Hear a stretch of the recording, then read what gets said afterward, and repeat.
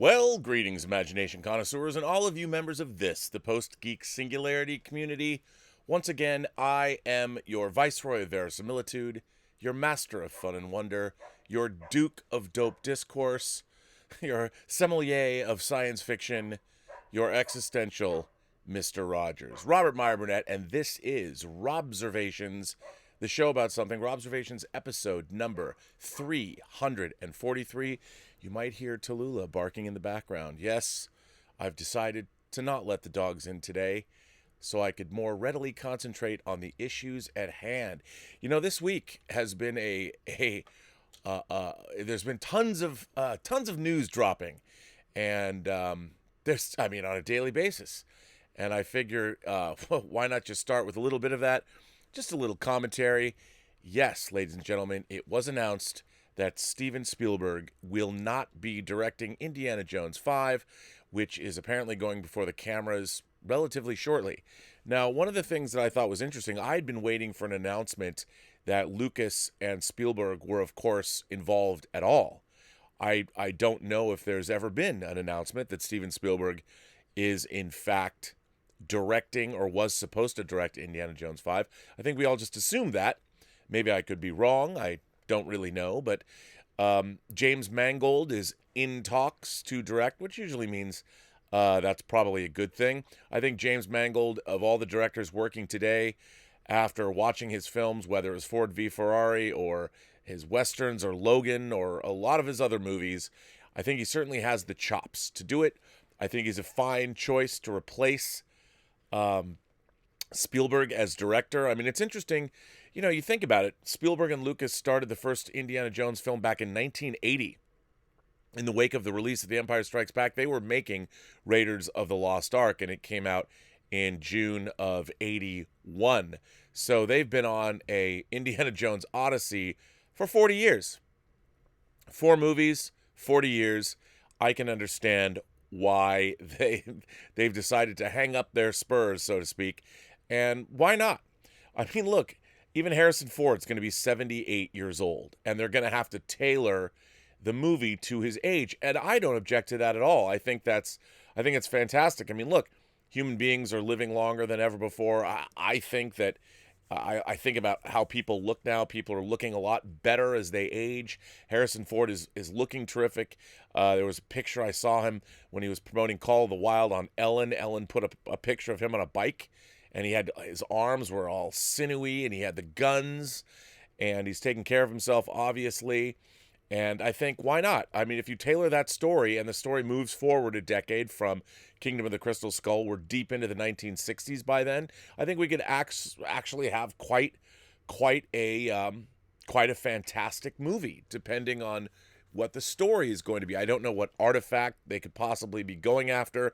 I mean, call me crazy, but there's always been a supernatural element to the Indiana Jones films. And I would like, obviously, the Holy Grail and the Sankara stones and the Ark of the Covenant with literally the power of God showing up. I would love it if they did something, maybe something not out of antiquity, but maybe going after something to do with like the Cthulhu gods, H.P. Lovecraft's Cthulhu gods. I mean, I was really excited about them doing a 50s B movie, the Saucermen idea. But they didn't really do that. They turned it into more of a Chariots of the Gods, Eric Von Donigan, Ancient Astronauts thing. When I wanted something more, I think Kingdom of the Crystal Skull, there's no reason to belabor that issue. But, I think I'm a huge fan of Temple of Doom, and I think Raiders of the Lost Ark is a near perfect film. I always thought Last Crusade was a missed opportunity. I did not like the way that Marcus Brody and Sala were treated in that film. They kind of seemed like second banana buffoons, which always was an odd choice to me. And I thought that the movie looked a little haphazard, and even ILM's effects were not up to snuff. So I'm not a real fan of Last Crusade, even though I enjoy it. And of course, I have a River Phoenix action figure and a Sean Connery action figure right over there. And why not, right? But I love Temple of Doom, and Raiders, as I said, it's a perfect movie, and I'll watch. I love the idea of aging action heroes. I think that's a great. I love seeing what happens when when older characters go back into the fray. So it's interesting that this was announced. I think it means that we're going to get another Indiana Jones movie. I think it's actually going to happen. I hope it does.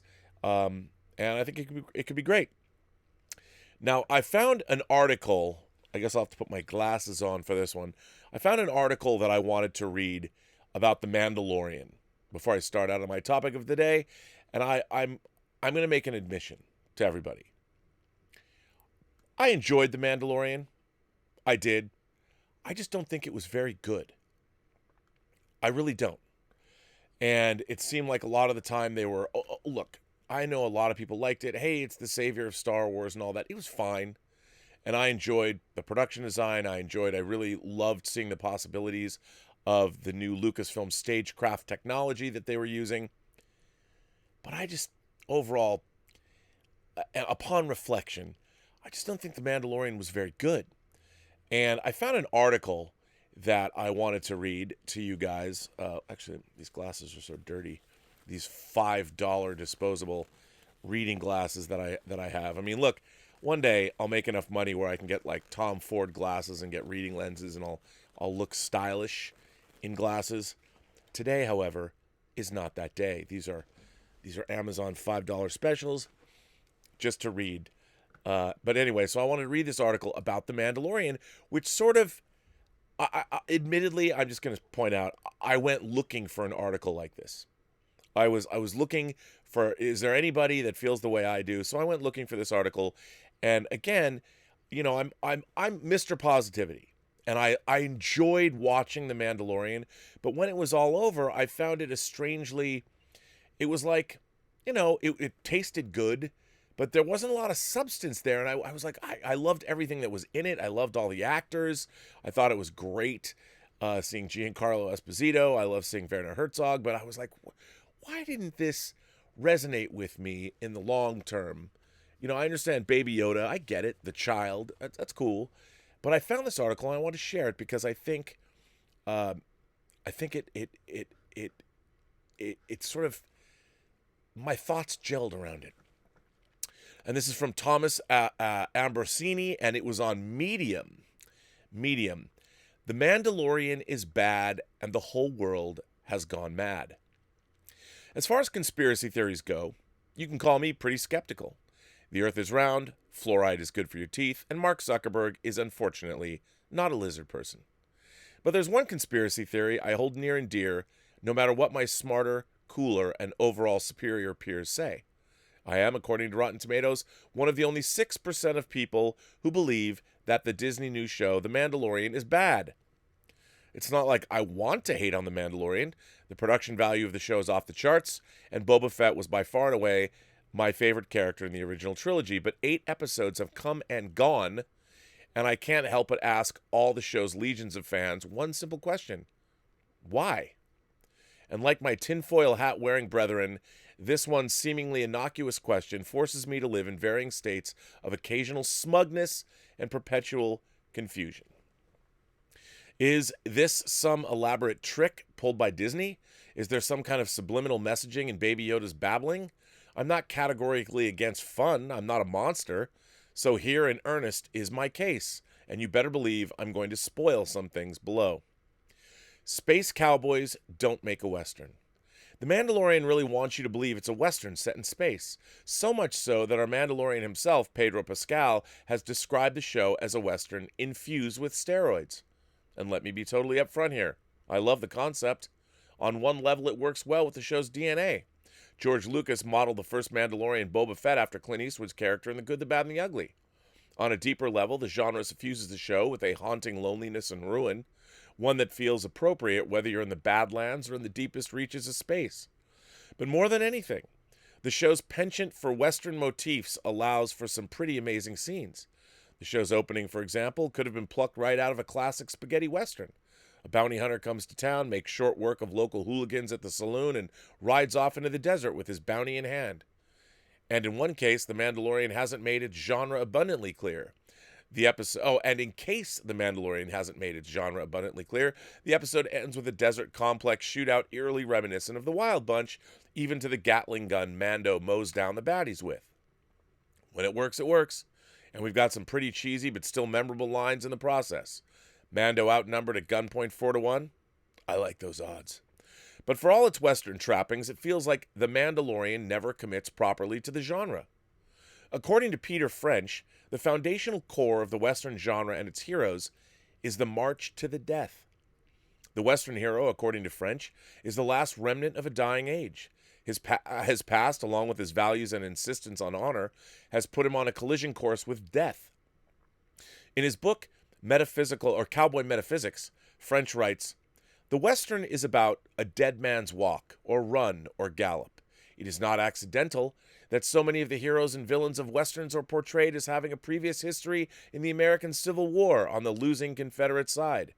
They've been defeated and live with death and gore in a cause they, we are led to believe, saw either as their inescapable duty or as romantic. But this idea of a troubled past and an almost preordained bloody death needs to be grounded in our character's backstory and his choices. The problem is that Mando has almost no lore behind his character. All we learn in second-long flashbacks is that Mando was a foundling when the planet of Mandalore was destroyed, and while the show likes to play up the Mandalorian creed, it sometimes feels tacked on because we don't fully understand the relationship between Mando's past and his belief in honor. To prove the point, think of what nearly kills Mando at the end. After an explosive shootout in the final episode, Mando is dying with a head wound. After dramatically shouting at everyone to go on without him, Mando is told by our favorite nanny droid that he's going to die, unless he removes his helmet. This obviously goes against the Mandalorian creed, and in refusing to do so, Mando chooses honor over his own life. But without his past being fleshed out, Mando doesn't have a compelling emotional reason to die for the creed. And without it, the show fails to crescendo to that sense of inevitability French talked about. And maybe, more troubling, the workaround just feels, well, cheap. In what can only be described as very Spielberg, Mando is saved by the thing he hates most in the galaxy: droids. Leveling up isn't character development. When I play RPGs, I religiously hoard loot.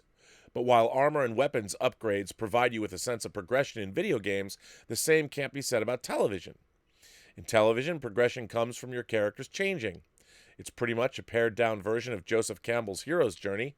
Your character goes on a journey, changes, and returns having accomplished whatever they set out to do. In the words of Dan Harmon, it's a ritual of descent and return, one that all life, including the human mind and the communities we create, marches to. In A New Hope, Luke Skywalker must learn to grow up and master the Force before he can save Leia and blow up the Death Star. But in The Mandalorian, Mando must learn, well, nothing. And that's the problem. It's kind of like playing Skyrim. Instead of progressing through change, Mando just gets some sick Beskar plate armor, some tiny arm rockets, and a jetpack. There's not to say there isn't action in The Mandalorian. Sure, things happen, but these actions never really force Mando to change. Think about the episode where Mando reconnects with his old team, only to be double-crossed and left for dead in an Imperial cell. The show isn't exactly subtle about whose fault it is. Mando forced the team to abandon one of their fellow members when a job got rough, and that callousness has come back to bite him in the Beskar. But instead of Mando learning the error of his ways, he gets by on the exact same ruthless efficiency that led him to make that choice in the first place. He escapes, imprisons all of the original team minus the guy they were sent to rescue, and he gets his bounty. If you think Mando hasn't learned his lesson or doesn't need to, you're probably right. When he's double-crossed again at the end, Mando is shown to be one step ahead, placing an Imperial tracker on his remaining comrades and dooming them to a fiery death. Unfortunately for Mando, the loot drop for these guys was only Imperial credits. How do you like your eggs, episodic or serialized? In a lot of ways, The Mandalorian is a true love letter to the aesthetics of the original trilogy.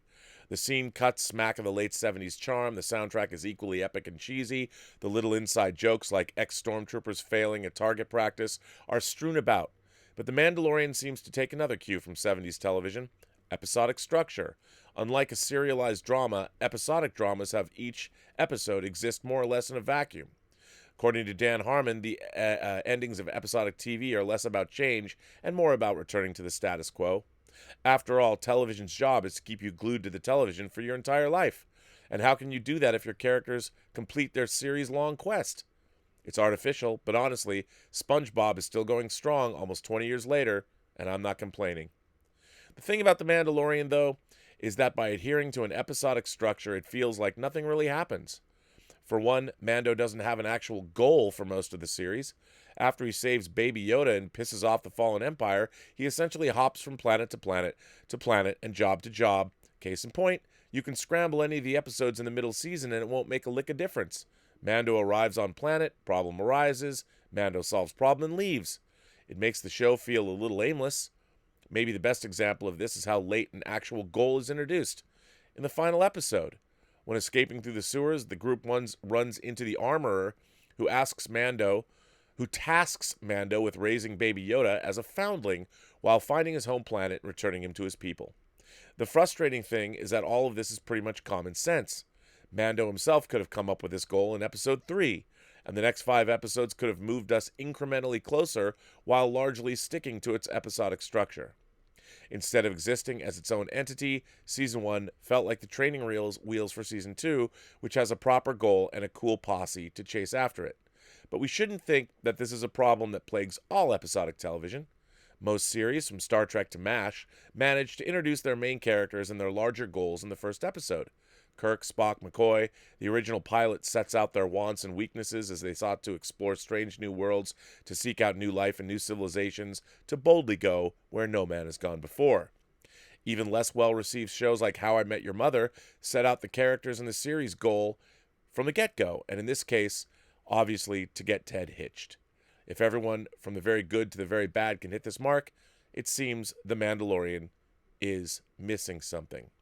In the end, it's fun TV, but it's hard to say it's good. Anyway, I felt the same way. And I look, full disclosure, I was looking for an article that described my feelings.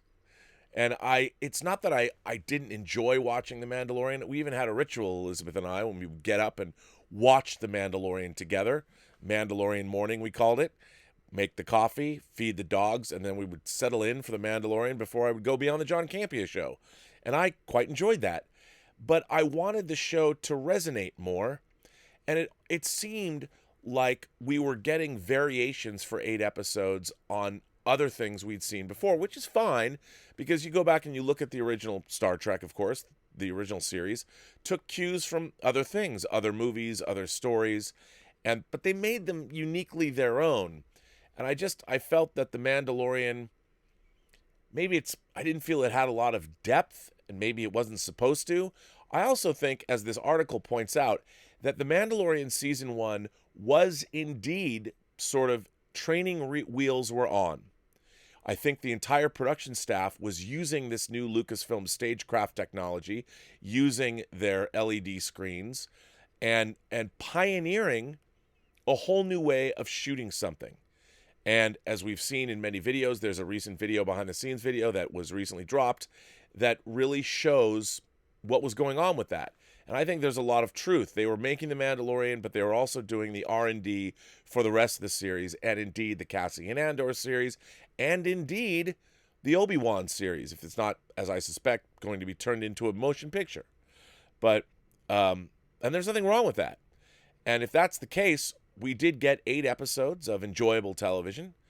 I just wanted them to not feel so slight. It's not that they were bad, because they certainly weren't. They were very entertaining, and obviously the child, Baby Yoda, has become a zeitgeist member of the community, of the fan community. Everybody loves old Baby Yoda, and so do I. And I guess that means it's a success. And it's not that I'm nitpicking, but there are some things that I watch that I like, that I want to like more. And that's why I wanted to share this article with you, because it did, in fact, feel like what I was trying to say. And let's see, before I get into today's topic, I can see that you guys are saying things as well. So let me go. You know what? Once again, I should just leave these glasses on. The idea, I really feel great. The only thing that I notice as I move closer to my own demise is my eyes. They told me they were going to be the first thing that is affected by age, and damn it, they were right. Willow sends in a tip and says, "50 Shades is the ultimate wish fulfillment fantasy for women like me," and maybe Vesna, "who wonders what it feels like to get a hard kick in the balls. I've never had a book cause me to double up and writhe in pain the way 50 Shades did." Well, I have to say that I mean, I have a lot of books in here. I've read so many more interesting books. You go back and you read classics like The Story of O, which, 50 Shades seemed so chaste. And I've heard from a lot of people that are also into the BDSM lifestyle that, it didn't get it. I mean, the whole thing, I understand the idea of a power exchange and relinquishing control to your master and all that. It would have been really interesting to get more depth more in-depth into those ideas, but I think that might have turned people off when you really started to get into what all of that means. But yeah, I can understand that. And remember, the 50 Shades series did begin as Twilight fan fiction, which is something you cannot forget. And I just don't think that, I only saw the first movie and it wasn't that impressive to me. Although I do find Dakota Johnson, she's not traditionally beautiful, but there's something about her I really enjoy as a screen presence. And I understand the total wish fulfillment. I mean, even I had wish fulfillment. I mean, I'd love to see the reverse true. If a woman who was impossibly rich wanted to have that kind of a relationship with me, I can see the appeal of it. Why wouldn't you do something like that? You would want for nothing, and you'd live a hot and steamy lifestyle, I guess. But I thought it was all pretty silly, and I think that women who are actually attracted, who have a sexual attraction to that kind of lifestyle in terms of the sexuality that's on display, I think it didn't really do it for them either, because it didn't go far enough. It didn't provide what you would really want to see. But that's not, I can't speak to that, obviously. Timbula the Spider Monkey sent in a super chat and said, "All I care about with Indy 5 is no aliens, please." Well, Tim, I can't disagree with you there, buddy. Cannot disagree with you there. I don't want aliens. I mean, I wouldn't mind having... the aliens thing seemed a little out of place for me because, I like that the Indiana Jones saga, the very idea that it takes place in an archaeological milieu, means it's dealing with the past, and that the powers that be, and I know the aliens were there for a long time, but it was technology beyond where we were at. And I would rather... I like archaeology. I like the idea that there's the mysterious past that we might uncover, and that there's a reason there was much more mystical and powerful elements in play in the past, and Indiana Jones touches on those. And I felt that it sort of betrayed its own... I mean, I get where they were coming from. It was, what can we have happened that was set in the 50s? And it wasn't a bad impulse. I just thought it was the wrong impulse. I agree. So no aliens. I would rather see ancient powers, supernatural powers of some kind touched upon again. Be interesting. Broovies with Matt. Haven't seen you in a while, Broovies with Matt. How are you? Long time since I've caught a show, Broovy says. Just wanted to say hey and support the show.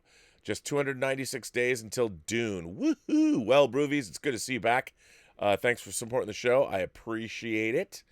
And, I can't wait for Dune. I'm really, really excited. But, there was somebody asking today on the John Campea show, do you think that Dune is going to be this breakout success like Star Wars? And I'm like, no. I mean, Dune was never something that kids buy into.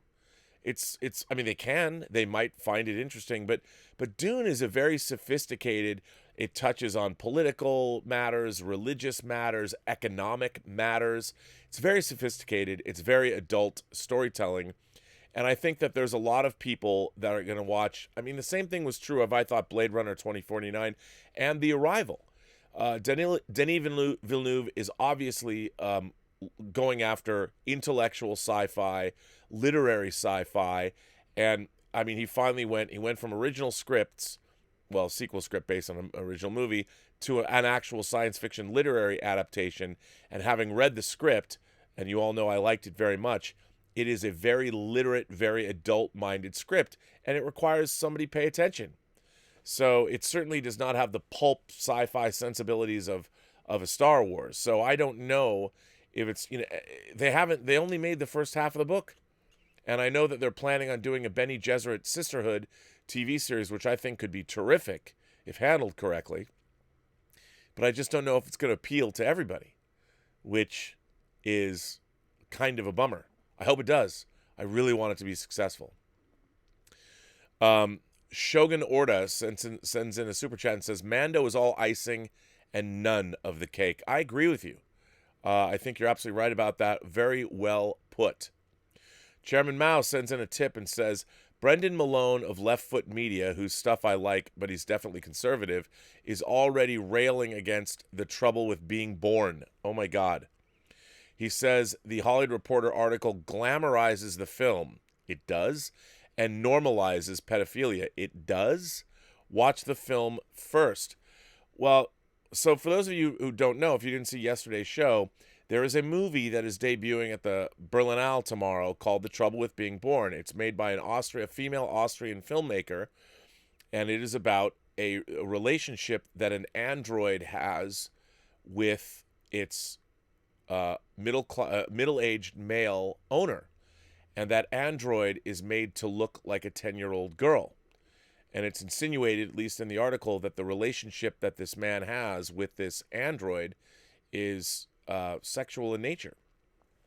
Now, I haven't seen the film, and when I read that, I said, wow, this is going to be perhaps the most incendiary science fiction film ever made because of its subject matter. So it doesn't surprise me to hear that Brendan Malone of Left Foot Media is already railing against this movie. But I think that misses the point.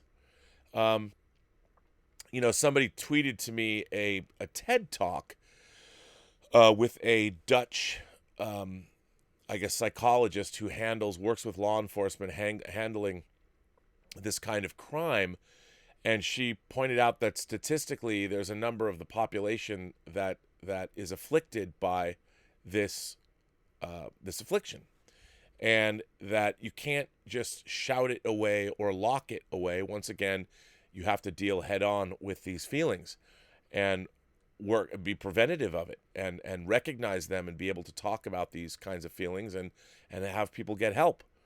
And I think that what's going to be really interesting, I mean, we are moving, again, the point of my yesterday's conversation is we as a society, as a species, are moving into realms that our technology is advancing so quickly, but we are moving into realms with moral and ethical considerations that we have yet to come to grips with.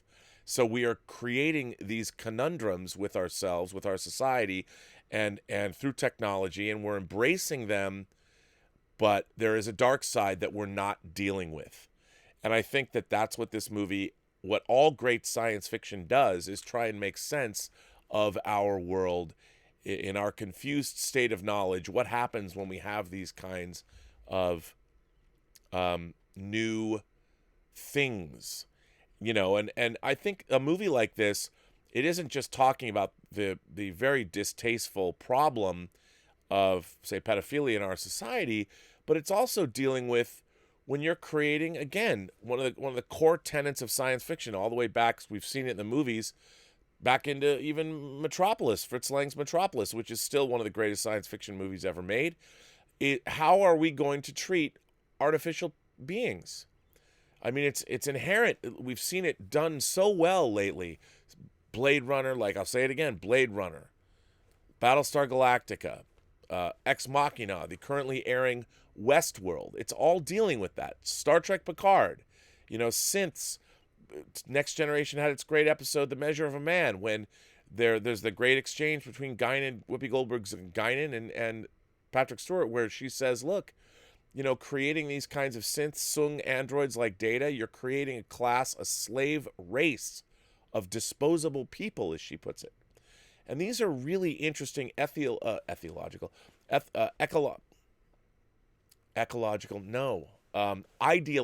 problems that we need to deal with.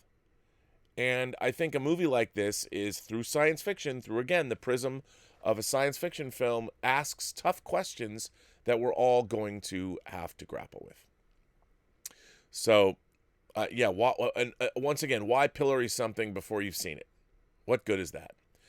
Anyway, there's something that I read today that dropped just as I was about to go on this show, and I'm like, this is a terrific subject. And this dropped at noon. It's by Ashley Collins. It was in the Hollywood Reporter today. YouTube isn't a public forum, rules appeals court in conservative case. I'm like, ooh, okay. Despite YouTube's ubiquity and its role as a public-facing platform, it remains a private forum, not a public forum, subject to judicial scrutiny under the First Amendment, Judge M. Margaret McCone wrote in the opinion. YouTube may have more than 1 billion users, but it's not a public forum run by the government, and therefore its decision to moderate content isn't a violation of the First Amendment, an appellate court has ruled. Radio talk show host Dennis Prager sued Google in 2017, claiming that his conservative Prager University videos weren't getting the same treatment as liberal videos, like Real Time with Bill Maher clips, in violation of the First Amendment. A California federal judge dismissed the complaint in March 2018 on the grounds that YouTube isn't a public forum run by a state actor and can regulate videos uploaded to the site as it sees fit. On Wednesday, the Ninth Circuit Court of Appeals upheld that decision and rejected Prager University's contention that the site has become a digital-era public forum and its power to moderate content is a threat to fair dissemination of conservative viewpoints on public issues. Using private property as a forum for public discourse is nothing new, writes Circuit Judge M. Margaret McCown. Long before the internet, people posted announcements on neighborhood bulletin boards, debated weighty issues in coffee houses, and shouted each other down in community theaters. While those methods seem quaint compared to the 400 hours of video uploaded to YouTube each day, 400 hours of video uploaded to YouTube each day? I think they meant 400 hours of video uploaded to YouTube each minute. The underlying issues don't change. Despite YouTube's ubiquity and its role as a public-facing platform, it remains a private forum, not a public forum, subject to judicial scrutiny under the First Amendment, writes McCone, adding that both the First Amendment and Supreme Court precedent present insurmountable barriers to Prager University's argument. Just last year, the court held that merely hosting speech by others is not a traditional exclusive public function and does not alone transform private entities into state actors subject to First Amendment constraints, writes McCone. The internet does not alter this state action requirement of the First Amendment. Specifically at issue in this matter is YouTube's restricted mode, which makes certain content unavailable if it's deemed age inappropriate. Content including alcohol, sexual suggestions, violence, and other mature subjects is tagged as restricted by either an algorithm or a user, and then YouTube informs the creator. That creator can appeal, and the appeal is reviewed by a human. The YouTube tagged dozens of Prager University videos as restricted and demonetized some of them, which prevented third-party advertising. Prager University's First Amendment claim fails because the free speech clause only prevents government censorship. YouTube does not perform a public function by inviting public discourse on its property, writes McCone. To characterize YouTube as a public forum would be a paradigm shift. The court notes that both sides make hyperbolic arguments about decisions not in their favor, with Prager University attempting to instill fear about the tyranny of big tech and YouTube arguing the internet itself would be undone by government speech regulation. While these arguments have interesting and important roles to play in policy decisions concerning the future of the internet, they do not figure into our straightforward application of the First Amendment, writes McCone, because the state action doctrine precludes constitutional scrutiny of YouTube's content moderation pursuant to its terms of service and community guidelines. We affirm the district court's dismissal of Prager University's First Amendment claim. The Ninth Circuit also rejected Prager University's false advertising claim. U2's braggadocio about its commitment to free speech constitutes opinions that are not subject to the Lanham Act, writes McCone. Lofty but vague statements like everyone deserves to have a voice and that the world is a better place when we listen, share, and build community through our stories are classic, non-actionable opinions or puffery. And then you can, I'll put this in the link if you want to read the entire decision, which I think is very interesting. Now, why did I find this particularly interesting to share? Oops, I didn't do it right. Let me do that again. Why do I think that is particularly interesting to share on this show? Well, first of all, being that this is, in fact, so there you go. There's a link to that in the, there's a link to that below. Well, first of all, let me just say that I find the whole idea that big tech that is building these amazing communications platforms for all of us, we can never forget that we don't own them. The big tech companies own them. Google owns YouTube. They paid a lot of money to get it. They're making a lot of money every single day off YouTube. And the whole thing about, at the beginning of the year, the COPPA, the Children's Online Privacy Protection Act, YouTube was fined $175 million. Now, it's funny. I am not necessarily in a position to, I'm using YouTube. And I love YouTube. I love what it does, but I do understand that it's a privately held company and they limit these videos. I've been getting, I think my video yesterday was certainly limited in terms of its advertising that I can make. Now I have a small channel. By the way, if you like these chats, please subscribe, or as Davey504 says, slap like now and subscribe, because my analytics, again, we imagination connoisseurs, we members of the Post-Geek Singularity, we're small. We're a great bunch, but we're small. I'd like to get the YouTube channel, bigger. It'd be great, and it would help me, obviously, to do that. But I'm also very aware that I can't just say whatever I want. I talk about a movie that's playing at Berlin with questionable subject matter that people might object to, and I get demonetized, or I get limited in terms of whether or not these videos get advertising. And it is getting increasingly more draconian. YouTube is getting increasingly more draconian. And they have a lot, by the way, YouTube has a lot of worries, copyright worries, the fact that they have to store these videos. I think YouTube is providing a tremendous service. And I don't think YouTube, they provide it free of charge.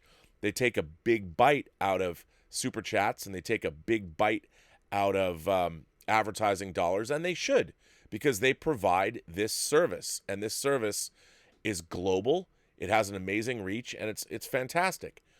However, what does worry me is that all of these amazing, and it's very science fiction in terms of what's going on, the big tech is building these amazing global, far-reaching communications devices and communications technology that spans the globe, but also, if they wanted to, they could shut it down as soon as they turned it on.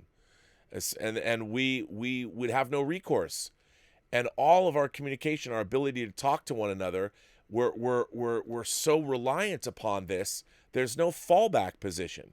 So God forbid if there was some kind of a global conflict, or if some despotic ruler were to take over and only wanted one form of communication. And Prager University, I watch a lot of their videos. I've watched a lot of Prager University's videos. I find some of them I don't agree with. Some of them are very interesting and informative.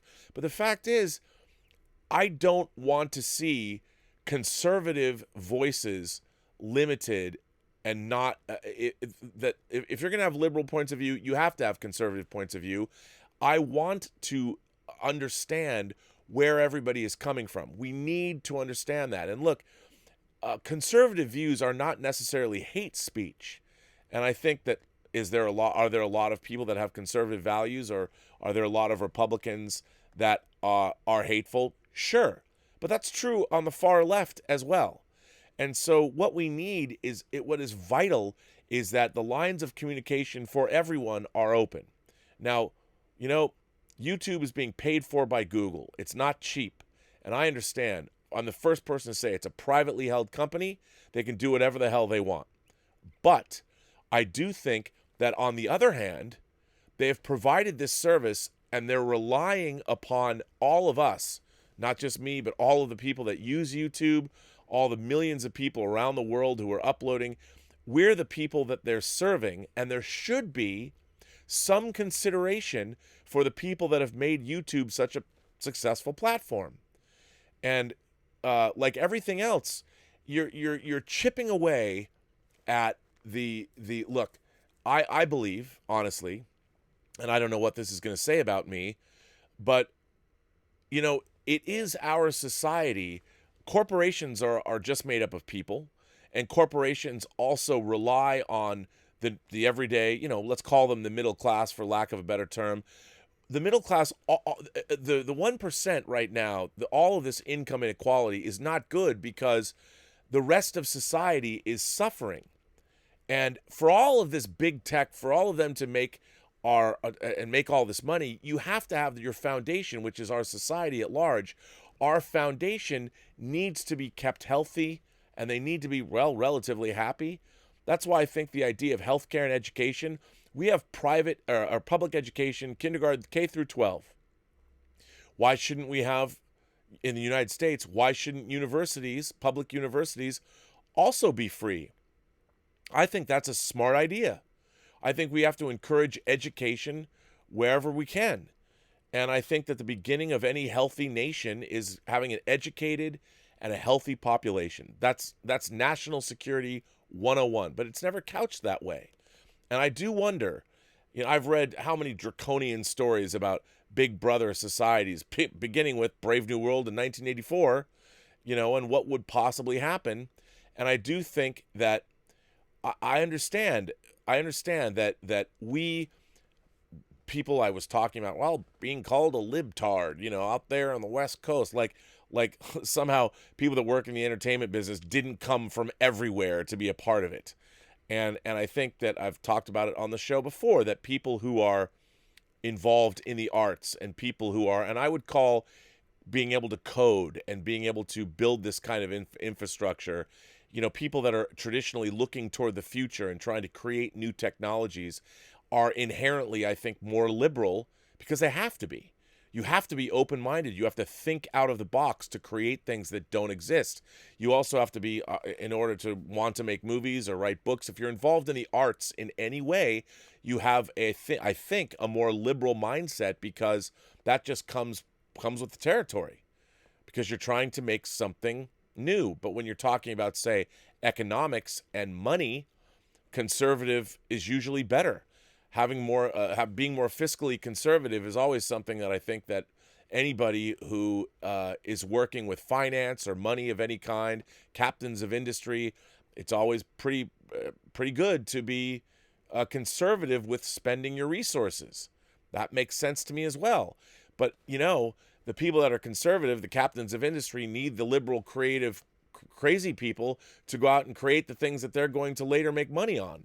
So, and now big tech, you've got the crazy liberal people who are getting all the money for these things, and then things when you get money, you have to become more conservative. It's all very crazy, and I don't presume to know about it all. I just can, as somebody from outside, look at it and go, okay. But I do think that YouTube also, they're not necessarily creator friendly. And yet their platform, they're certainly happy to take advertising dollars, and they're certainly happy to take 30% of any super chats you are so generously sending me during these shows. And I'm happy to do that because they provide this platform. But on the other hand, you know, they should be a little bit more mindful. And again, they're protecting themselves. The reason they had to come out and say, no more, we're not monetizing, you can't direct videos toward children, is because they got fined $175 million. I totally get it. I'm totally supportive of that. And I don't think children should be exploited on these platforms at all. I think one of our the primary concerns of anybody should be that children under 13, that's how they're defined here, are protected. And they damn well should be. And I think nobody would disagree with that. But on the other hand, the creators that are making YouTube such a viable place also need to be somewhat taken care of. Because after all, even these shows, I've done 347 of these shows. Now, sure, I don't make for YouTube nearly what PewDiePie does, but, if they have 10,000 people like me with their smaller channels doing this, we're also a vibrant part of the community, and we're providing them a valuable service by creating content that they can make money from. And they're not certainly paying me what I would necessarily be worth, but I don't, as you all know, I'm not doing this for the money. I'm not doing this for the glory. I'm not even doing this to satisfy my monster ego, although some of my friends even have made the assertion that I care more about you imagination connoisseurs, more about the Post-Geek Singularity community than I care about them. And I would say, to me, doing this more than anything it's helped me as far as my career in the arts and the entertainment business that is all wildly up and down, that has no stability. If nothing else, doing these chats, whether I'm on John Campy's show or doing my own show here, has provided a stability that I wish I had had in the 90s and the 2000s, because if I was able to pursue my goals, I wouldn't have having this stability in my life would have provided me, I think I would have been much more successful, actually, to be honest, because connecting with people and having a dialogue and reading comments and having some structure to my life has actually been very beneficial to me. And it's actually lifted my spirits. I mean, I know so many people in the entertainment business, especially around my age, that blame a lot of people. They're unhappy. And if nothing else, doing these chats has made me happy. I enjoy them. I enjoy coming to you. If I didn't, I wouldn't do it. And part of the reason it makes me happy is the interaction with everybody. If nobody was watching my channel and I didn't have anybody leaving comments, I mean, I have to say, all of you out there that watch these chats, I am very, very impressed by the comments, for the most part, that are left on these chats. You guys are some smart, thoughtful people. And it's just an extra added benefit that I'm constantly amazed by. Yeah, sure, there's trolling comments, but that's to be expected. But I get far less trolling comments than I would have imagined I would get.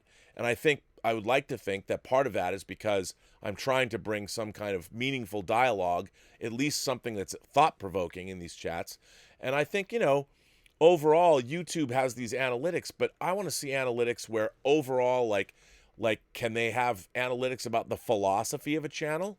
No, I'm not saying I should be patted on the back for what I'm doing, but I mean, it's like every day I worry about lately for especially in season 2. I know that the technology has gotten better, but the first year I was on, people weren't paying much attention to me. It might be because I've reached a certain threshold as far as subscribers go, but they're a lot harder on my shows, YouTube is, than they were the first year I was doing Robservations. And maybe that's because have I become emboldened that I could go read the Duel of the Fates script or the Dune script? Maybe, but I'm just trying to make the show interesting. But YouTube will do what YouTube does. And if I wanted to, I could go on to different platforms. But right now, I don't know. I think it's all very interesting. What do you guys think? I don't know. I'm going to go to a letter. I got a letter here. And this comes from Amir B. And I think it's a pretty good letter. Dear Rob, I was going over my movie collections this past week, and I started thinking about all of my favorite directors over the years, and I noticed something. After all these years of being a movie buff, I still can't decide who is the best director, in my opinion. I understand the notion of subjectivity, but I wonder, what makes a director a candidate as being the GOAT? Is it their career longevity? The influence of individual movies? Not having a misstep in their careers? Genre diversity? Oscar nominations? Or something else? I wanted to send this email to share my thoughts and also get your thoughts on how a director can be qualified as the GOAT, and who are some of your candidates for the best directors of all time. Here's a list that I have. I'll start with Spielberg. Even though John refers to him as the GOAT, and I love many of his movies, from Saving Private Ryan and Catch Me If You Can to Lincoln and Munich, he's had some bad movies in my opinion. To this day, I'm still bitter about Indiana Jones and the Kingdom of the Crystal Skull. South Park did a beautiful job of portraying the feeling for me and some of the fans in their season 12. Laugh out loud. I'm not even going to talk about the BFG or War of the Worlds. As much as I love a majority of his work, I don't see him as the GOAT. Next on my list is Kubrick, which I still think is the most influential director of all time. He's my favorite director of all time. From Clockwork Orange in 2001: A Space Odyssey to The Shining and Full Metal Jacket, his movies were so different and so audacious. I've honestly got nothing negative to say about his work. Neither do I. Staying with Scorsese, he's the most intriguing guy on my list, and frankly, the main person I lean to is the GOAT. Even before his Marvel comments, which caused some fans to find any excuse to bash him, whenever I'd bring up his name, a common response is, well, he just makes mob movies, or his movies are all the same.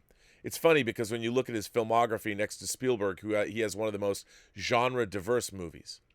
Since Gangs of New York in 2002, 6 out of 8 of his major pictures got nominated for Oscars, leaving out only Shutter Island and The Silence, which I still think both were magnificent, and only 2 of them are mobster movies, The Irishman and The Departed. Each of the rest is a different genre. Hugo, The Wolf of Wall Street, The Aviator, and Gangs of New York were all very different. One thing that I always loved about him is that to me, he never had a major misstep, especially later in his career, as opposed to many other great directors such as Spielberg or even Coppola. His movies are always risky, and as he's grown older, his movies are becoming ever more thought-provoking.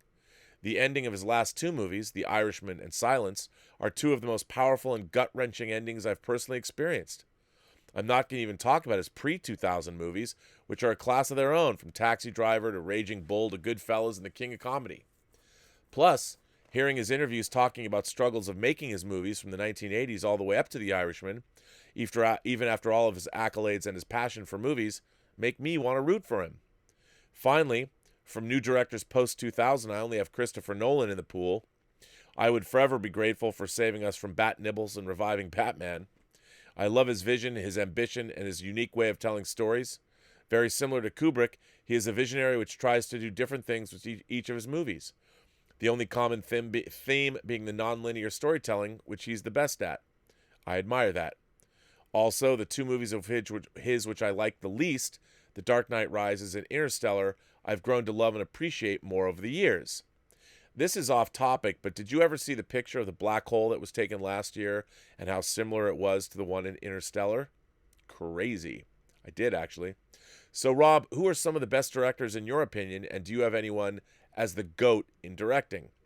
Thank you for reading my letter. Best, Amir B.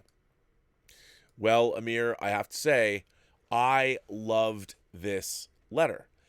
And I think, as far as, I guess, because I've probably been alive longer than you, I'm making an assumption, a lot of the directors that you're talking about were directors of the modern age. I would definitely say that you have to put David Fincher. I think he's absolutely one of the greatest of all time, especially in the modern age. But I went and looked up. I was going to look up. I went to the AMC Film Site website. And I think that there's a lot of people on this website, directors, that you don't necessarily think about right away, because a lot of people, if you don't have a sense of film history, and I know a lot of people, they don't think about foreign directors and everything, but there's a list of directors that I'm just going to read from, and this, again, is from an AMC, their film site, and they have listed the greatest directors and their best films. I'm just going to, cruise through it. Name some for you. Woody Allen, Pedro Almodovar, Robert Altman, Paul Thomas Anderson, Ingmar Bergman, Busby Berkeley, Bernardo Bertolucci, Mel Brooks, Louis Buñuel, James Cameron, Frank Capra, John Cassavetes, Charlie Chaplin, Joel and Ethan Coen, Francis Ford Coppola, Roger Corman even, I don't know if he's the greatest of all time, George Cukor, Michael Curtiz, David Cronenberg, Cecil B. DeMille, Jonathan Demme, Walt Disney, Clint Eastwood, Sergei Eisenstein, Fellini, Victor Fleming, John Ford, Milos Forman, Jean-Luc Godard, I was going to say Picard, D.W. Griffith, Howard Hawks, Werner Herzog, Alfred Hitchcock, John Huston, Alejandro Inarritu, Elia Kazan, Buster Keaton, Stanley Kramer, Kubrick, Akira Kurosawa, Fritz Lang, David Lean, Sergio Leone, Ernst Lubitsch. I mean, these are amazing people.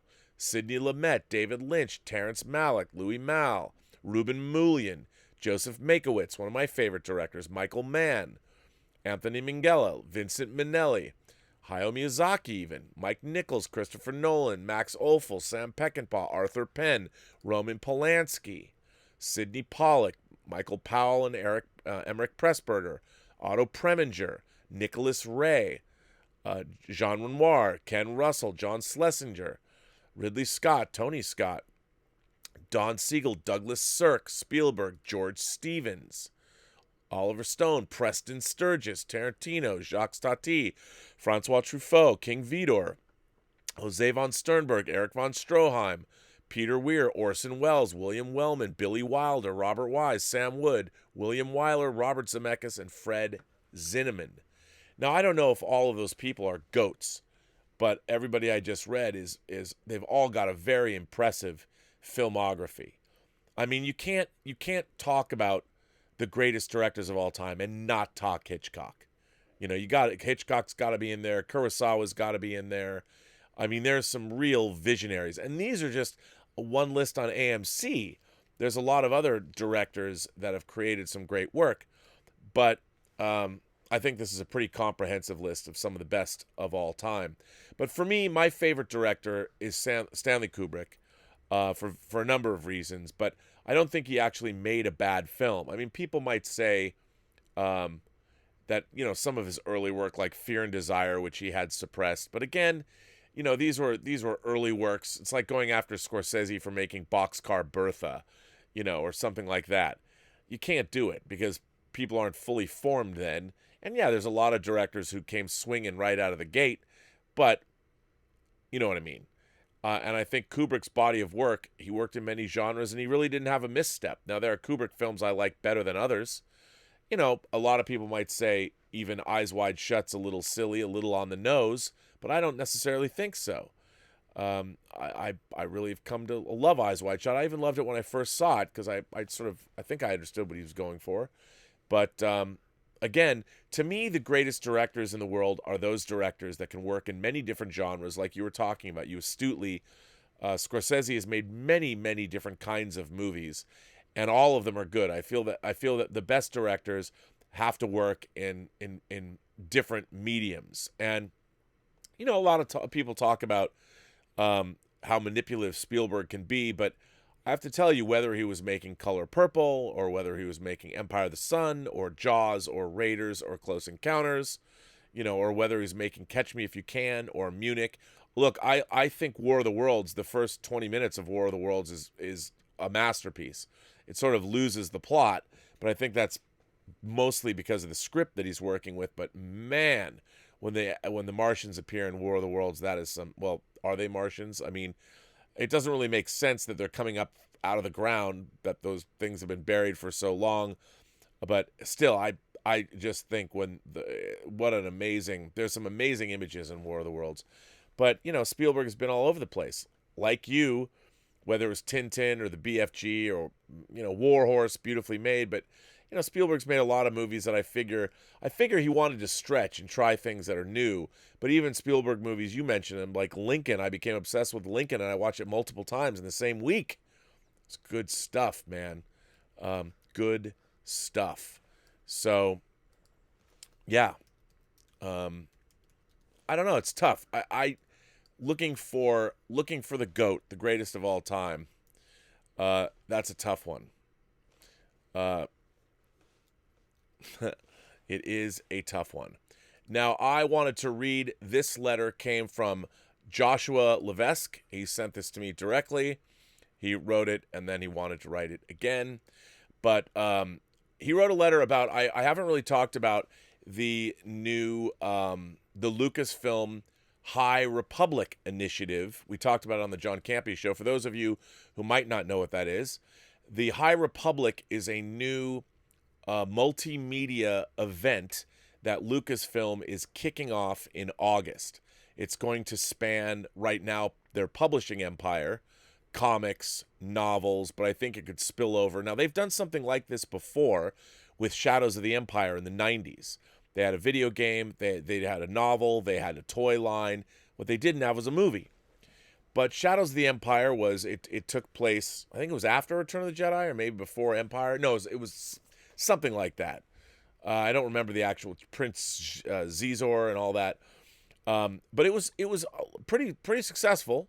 Not as maybe as successful as they'd hoped, because it was, they were trying to make a Star Wars event around there was no movie. But the video game, I love the Shadows of the Empire video game. I liked some of the characters that they created. I read the book, which I liked. I thought was good. But this High Republic takes place 400 years in the past, when the Republic was at its height. And they have had character designers such as the guy who designed Darth Maul came in, and they've sat with some of their greatest novelists, and kind of like a TV show, they sat around and came up with a whole storyline, a whole milieu, all the kind of characters that they're going to use. And it sounded to me exactly what they've done is they're really fleshing out this period of time in the Star Wars universe, and they're coming up with all of the backstory, so then the authors can come and write very cohesive stories across different mediums, whether it's comics directed more toward adults and comics directed more towards children, and the novels. And it seemed pretty great to me what they were doing, and the design work is incredible. I really liked all the character designs. But anyway, so that's what the High Republic is.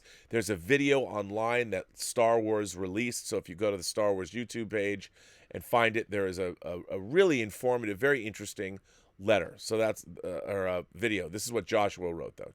Joshua Levesque.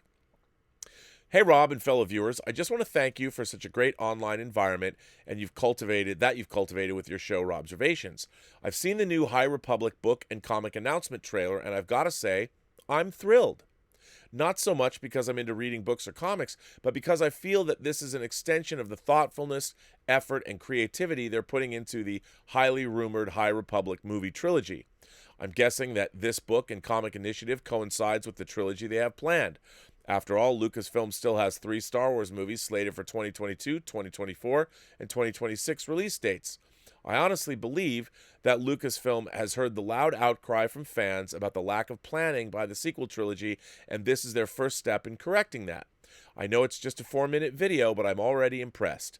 First off, the artwork of the High Republic era Jedi, the Sith-looking designs from Darth Maul artist Ian McCormack, and the space Viking Nile all look incredible. If you look carefully at the video, the group lists Sith Empire under Star Wars wishes to see a bunch on a whiteboard for the High Republic book and comics. It would be really cool to see a bunch of Sith in their heyday like in the Old Republic video game cinematics. However, it wouldn't make much sense canonically, given that Kai-Adi-Mundi, who sits right above me, Kai-Adi-Mundi is wrong. Kai-Adi-Mundi said that the Sith had been extinct for millennium in The Phantom Menace. Maybe Kai-Adi-Mundi is wrong, but why didn't the Council inform him? Anyway, there's also this grand event that they're calling the Great Disaster that will be the beginning of a lot of High Republic stories, and I'm guessing the movie trilogy. I know it's just a book and comic project, but aside from the one canon issue, it gives me hope for the future of Star Wars on the big screen.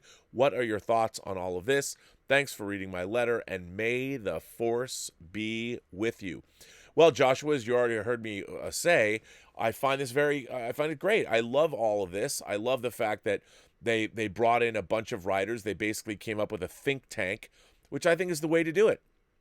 They got some of their great writers in, the great novelists in, and it looks like they're sparing no expense to come up. This is the way to do things with these kind of properties.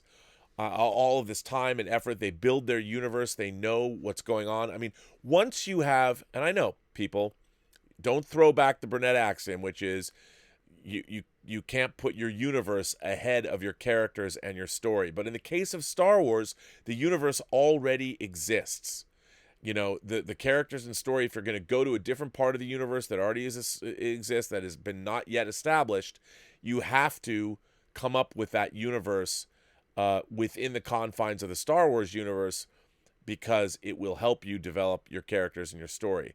So the Burnett axiom needs, I guess it needs an amendment when you're dealing with a previously existing IP. So I think it's great. I'm really excited to see what they do. And I want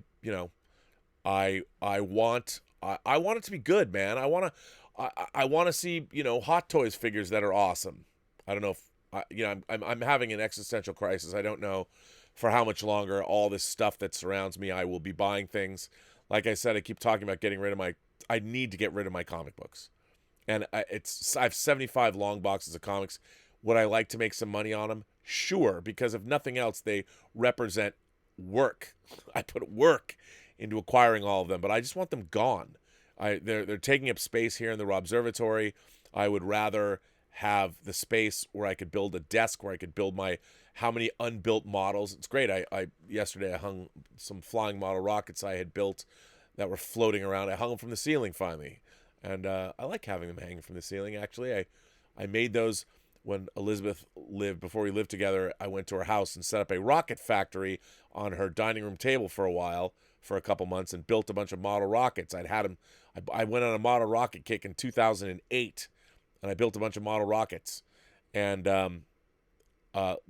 but I had them. I made them in 2017, so I had them for 9 years. I didn't even build them. I still have rockets to build, which I want to continue. I need a table in here where I can do that. I need to set up a place for my airbrush compressor to be able to, have the fan that'll take out the fumes. And I've been looking at YouTube videos where I'm going to build myself a spray booth that I'll have in here. I know, like, what does that matter? Doesn't matter. But anyway, let's see. Let you guys have more stuff that you're firing in here. So, Mukbang, our friend Mukbang Reviews, sent in a super chat. Thanks, man. Your show still rocks. Thanks for being so consistent and insightful. Today's Prince album is Sign of the Times. Today's song is If I Was Your Girlfriend. If I was your girlfriend, would you remember? Tell me all the things you forgot when I was your man. Okay, I can't. I'll get demonetized. Either that or somebody will just take my channel off YouTube for singing that way. But I love that song. I love If I Was Your Girlfriend. It is a very great Prince song. Mark C. sent in a super chat. Thank you, sir. The Adventures of Robin Hood, Captain Blood, The Seahawk, Dive Bomber, Casablanca, White Christmas, Yankee Doodle Dandy, Michael Curtiz is my GOAT. Mark C., you're a sentimentalist. But all of those movies are incredible. The Adventures of Robin Hood, boy, I love that movie. Captain Blood and The Seahawk, actually, you know what? All those movies are pretty damn great. Last summer we went and saw at the Western Museum, at the Gene Autry Museum, they had Casablanca playing. They had a big screen that they put up, and you could go by. They had food trucks, and you sat on the grass and watched. Every time I watched Casablanca, but I've only seen it at theater one other time than when we watched it over the summer. But every time that I watch Casablanca, I'm blown away by it.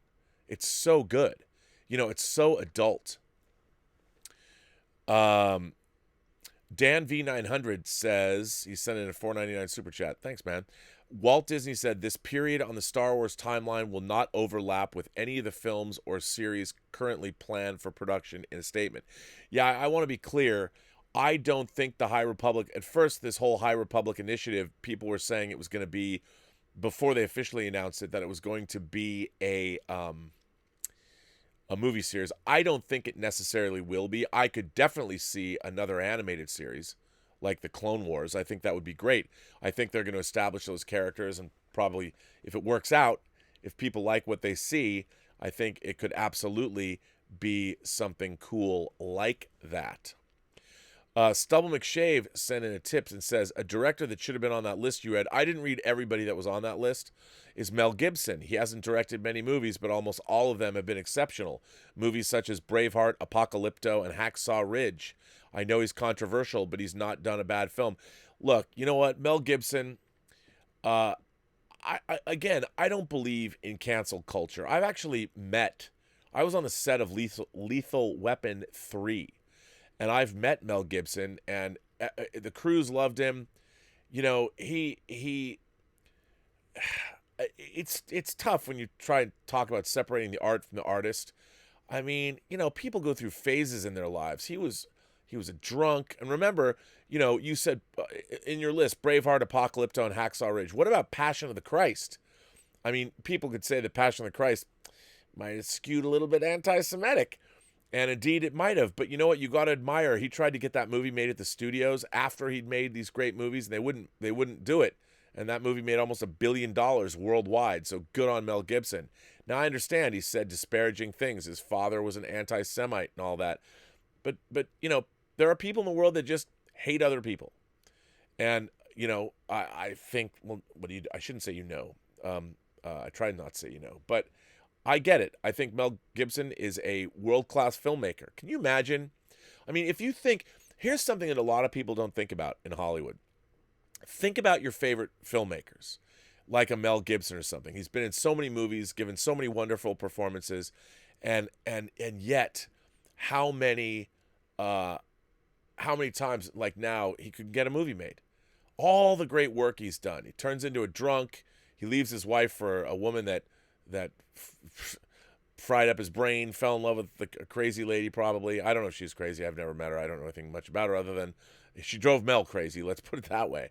I mean, it happens, man. And yet you've got this world-class filmmaker that'll not be allowed. Like, I've always thought it was strange that an individual's personal life now has such a bearing on what we think about them. Now, I'm not saying if somebody commits a crime, they should be absolved of things. But Mel Gibson, ranting and raving when you're drunk and falling in love with perhaps the wrong woman and all that, what does it have to do with your movies?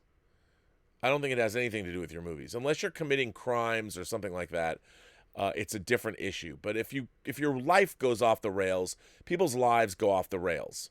And Mel Gibson did not, as far as I know, commit any crimes. The guy is a world-class actor, a world-class filmmaker that has an entire lifetime of great work underneath his belt. I'd love to see Mel Gibson come back. I was so happy to see him make Hacksaw Ridge. He is a world-class filmmaker, and I like him. I think it's good. And Apocalypto, man, I'm happy I have. Go look at how much that Blu-ray costs if you're trying to find it. I'm glad I have my Apocalypto Blu-ray. Richard sent in a tip and said, I'm not sure how to feel about the Star Trek Picard spoiler where Janeway glasses a planet of orphans. On the plus side, at least the fans will be relieved her character hasn't changed like the others. Wait, is that true? I hope it's not true. But that's very funny. You made me laugh.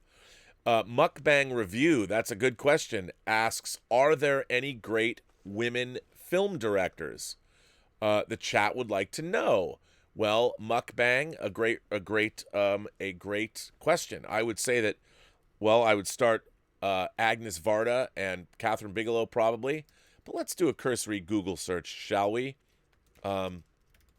Sofia Coppola has certainly followed in her father's footsteps to become, let's see, according to the IMDb, here are some of the greatest women directors. Number 1, Agnes Varda, yeah. Lois Weber, Sue Frederick, Nancy Myers, Jane Campion, Liv Ullmann, Leni Riefenstahl, Sofia Coppola. I'm just reading a few. Mira Nair, Nora Ephron, and I've seen Gurinder Chadha, Chantal Ackerman, Martha Coolidge, Amy Heckerling, Penny Marshall, Lena Dunham, Barbara Streisand, Neil Shipman, Barbara Loden, Ida Lupino, of course, Catherine Bigelow, Ava DuVernay, Julie Dash, Sally Potter, Nikki Caro, Dorothy Arzer, Marlene Goris, Doris Wishman. I love Doris Wishman. Catherine Brulé, Donna Deitch, Mai Zetterling. There's a lot, actually. Agnesa Holland. I'm just reading women that I know. Cassie Lemons, Miranda Joy, Lena Wertmuller, Julie Taymor, Jodie Foster, Penelope Spheris, to name a few. That's a pretty good list, actually, and those are all directors whose work that I have seen. It's funny when you talk about, I think this idea, the reason why we didn't see a lot of film directors, just like culture, if you think about it, our culture has changed rapidly over the last 100 years. And if you go back, there were people there. Hollywood was not something that women, I think, even thought about getting into, and it was a boys' club. And it like everything else, as women's roles have changed over the 20th century in the Western world so much, filmmaking was not something that a lot of women. Yeah, you saw Leni Riefenstahl get involved back in the 30s, but there just weren't a lot of female directors. That is changing. That has been changing. And if you look, people like Penelope Spheris and Amy Heckerling, there were people making inroads 40 years ago. There were female directors in Hollywood. There just weren't that many of them. And I think part of it was because making movies sucks. I mean, I love making movies, but it is a pain in the ass. And it is a pie in the sky. The same way that men, we can't, and it all comes down to, biology. We'll never know what it's like to create life inside of ourselves. Men will never know that, I guess, through genetic engineering.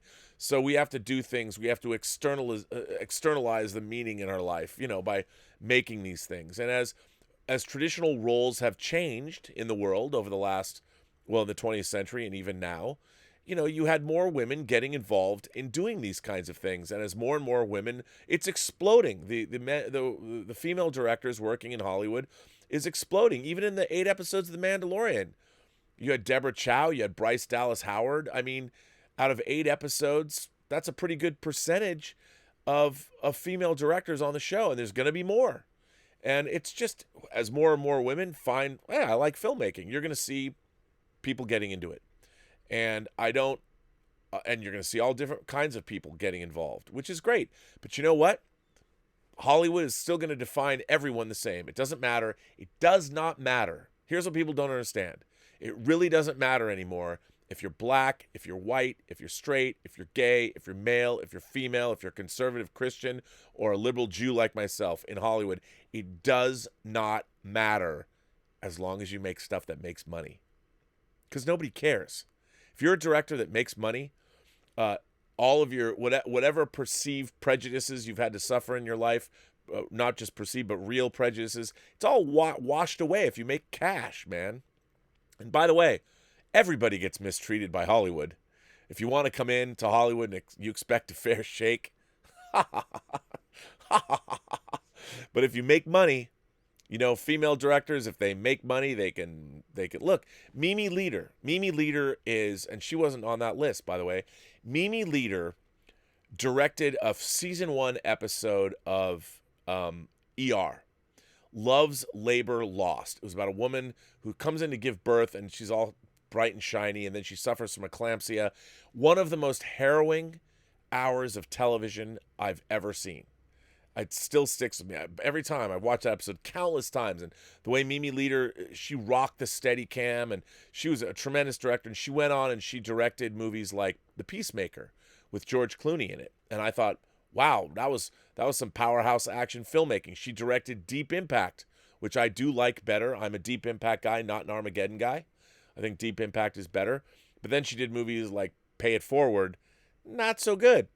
But Mimi Leder was an incredible voice. And I never thought when I watched The Peacemaker or Deep Impact, the first thing that didn't come to my mind was that, a woman director made this. No, I thought this movie kicks ass, and it's really well directed. And I thought Mimi Leder really knew her craft. I'd like to see her do more work. But, more and more women and more people of color and more voices are going to come into the film industry. They're going to suffer the same abuse that the rest of us have. And as long as they make money, they'll get work. That's what it comes down to. Mark C. sent in a super chat and says, Michael Curtiz had the middle of the black and white film The Seahawk go sepia while stranded on the tropical island to convey the heat and the misery. That's an audacious choice. I didn't even know that. I need to go back and watch The Seahawk. Actually, I think I did know that because I had a Laserdisc of The Seahawk at one point.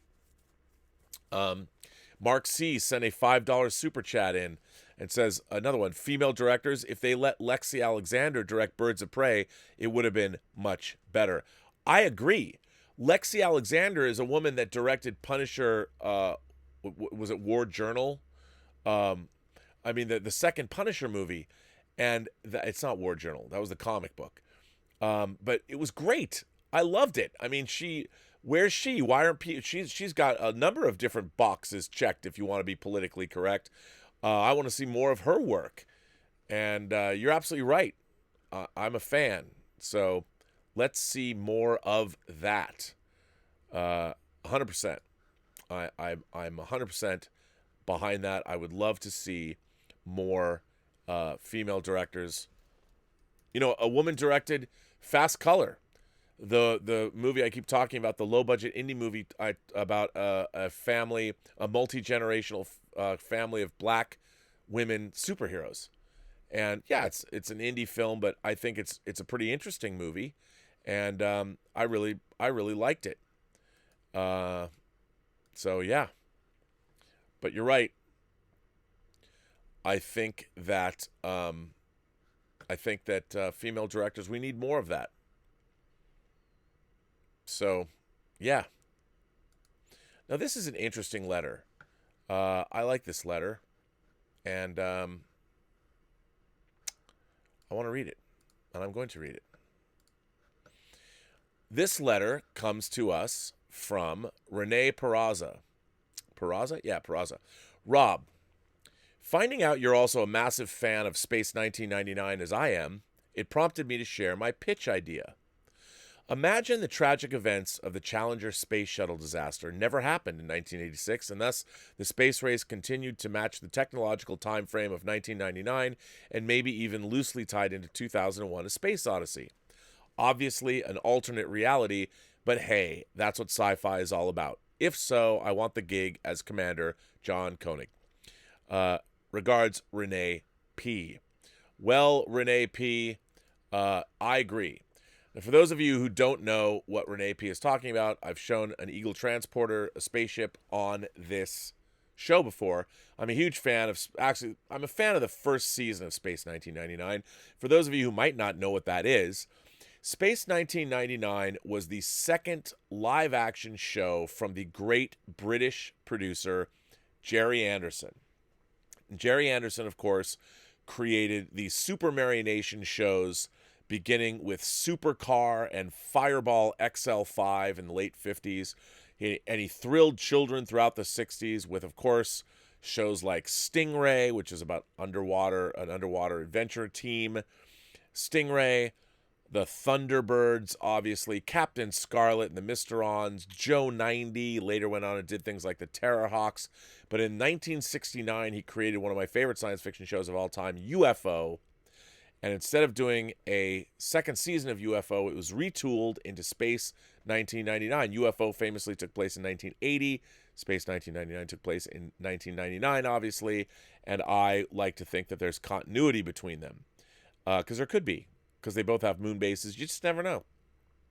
Space 1999 dealt with Moonbase Alpha, that because of a nuclear accident on the dark side of the moon, or the far, not the dark side, but the far side of the moon was blown out of Earth's orbit and traveled through the cosmos. And yes, astute viewers might say, well, the moon would never be able to make it to another planet, much less another solar system, just after being blown out of Earth's orbit. And you would be correct. But in Space 1999, especially season 1, they insinuate that there's maybe the divine hand of God himself or herself or itself, whatever you choose to believe, that God is actually pushing the moon along and sending them off to these adventures, as evidenced also by the last episode of the first season, The Testament of Arcadia. But Space 1999 is a pretty cool show, and everyone loved Brian Johnson, who later went on to do the effects supervision on Empire Strikes Back. That Brian Johnson, he did really cool effects. And the first season of Space 1999, it's a little slow paced, but it's all about the people on Moonbase Alpha trying to survive. And there's so many great guest stars in the first season of Space 1999. You've got everyone from Christopher Lee is in it, Joan Collins is in it. I mean, there's so many great British guest stars. Brian Blessed came on in season 2. And there's a lot of really weird. Space was weird in Space 1999, and one of the scariest episodes of television, at least when you're 8, was the Space 1999 episode Dragon's Domain. Boy, oh boy, did I love that episode! It scared the bejesus out of me when I was a kid. The second season, they brought in Fred Freiberger, who ruined the third season of Star Trek. But yes, I am a fan of Space 1999. And, it would have been nice if we kept going into space. I would like to have seen that. And I agree with you. It would have been great. I would love it if we could have gone to space like that, and I still hope we can. That's a really cool. I mean, I've loved space, and it would have been really cool to have a moon base. Hopefully we will. Hopefully we'll have a moon base that I will get to go to. I would like to visit a moon base in my lifetime. If I make enough money, maybe I'll be able to go on a commercial space flight. And yes, by the way, I'm reading these off the website. They're on the website. You can go read these on the Burnettwork.net website. Craig Stratton writes, "Hi, Rob and the Post-Geek Singularity peers. I am writing about the Oscars, as you should. I didn't mean to do that. I'm writing about the Oscars because I have a question after this year's results. Why does the Best Foreign Picture Oscar exist? Well, Best International Film now. I ask this because this year a foreign film managed to win Best Picture, that movie being Parasite, which I have to say I've not seen yet, and it got me thinking. Some of the best movies in recent years have not all come from Hollywood. They oftentimes stand head-to-head with great American movies, so why do they deserve a category of their own? What truly separates a great foreign film from a great Hollywood film? I feel that this prize isn't worth it. It is, in fact, demeaning to foreign films, almost like saying, here's a smaller prize just for you, even though they are capable of winning the big grand prize that everyone competes for, the Best Picture Academy Award. Is it time to drop Best Foreign Film? Craig S. Well, Craig, you know what? I think the best, well, it was Best Foreign Film, now it's Best International Film. The Best International Film Oscar is a vestige of Hollywood's past.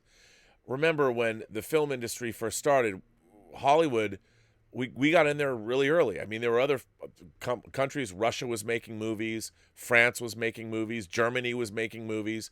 But it was Hollywood movies that were dominating the globe. Hollywood movies became not only huge in America, but huge all over the world.